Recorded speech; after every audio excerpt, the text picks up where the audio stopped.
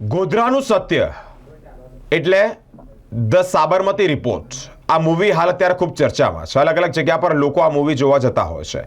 એક સામાજિક કાર્યકર્તા, એક યુવાન, સેવાભાવી યુવાન અલગ અલગ જગ્યા પર જરૂરિયાતમંદોને અલગ અલગ ટાઈમે સેવા કરવા માટે પહોંચી જાય એ યુવાન ઋત્વિક પુરોહિત દ્વારા તમામ પત્રકારોને આ મૂવી બતાવવાનું આયોજન કરવામાં આવ્યું છે. ગોત્રી સ્થિત નીલાંબર પાસે ત્યાં જે સિનેમા છે, સિનેમાઘર છે, ત્યાં જ પત્રકારોને મૂવી બતાવ્યું છે. સાથે અનેક સામાજિક કાર્યકર્તાઓ પણ જોડાયા છે.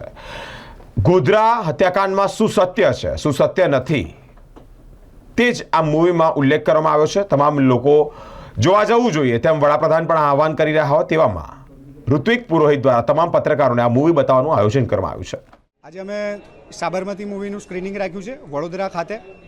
સાબરમતી મૂવી એક સાધારણ મૂવી નથી, એને આપણે અસાધારણ મૂવી કહી શકીએ. એનું કારણ કે ગોધરાકાંડ એક એવો વિષય છે જેને એક માણસ પર એટલું બધું કિચ્ચડ ઉછાળ્યું કે આજે આપણા દેશનો પ્રધાનમંત્રી છે.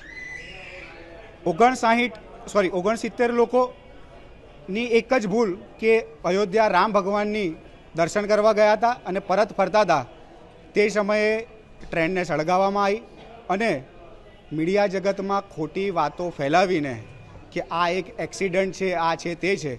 પણ એક સાચા મીડિયાકર્મીએ આ પિક્ચરમાં એક વસ્તુ બતાવી છે કે સત્યની હંમેશા જીત જ થાય છે. એ સત્ય કોઈ દિવસ હારતું નથી, એ પરાસ્ત થતું નથી. એટલે આજે વડોદરાનો આ એક પહેલો શો છે જ્યાં જર્નાલિસ્ટ પણ આ શો જોશે અને સામાજિક સંસ્થાના ઘણા બધા લોકો આ શો જોવાના છે. મારી સંસ્થા ટીમ ટ્રીસ ચેરિટેબલ ટ્રસ્ટ દ્વારા આ શોનું આયોજન કર્યું છે અને શહેરના પ્રતિષ્ઠિત અને જાણકાર લોકોને મેં આજે અહીંયા બોલાવ્યા છે અને આ પિક્ચરથી આપણે ઘણું બધું શીખીશું એની મને આશા છે. સામાન્ય જનતાએ શું બોધપાઠ લેવો? સામાન્ય જનતાએ એ જ બોધપાઠ લેવો જોઈએ કે આપણે જે દેખીએ છીએ, જે જોઈએ છીએ, જે સમજીએ છીએ એ કદાચ કોઈક વખત સાચું હોતું નથી.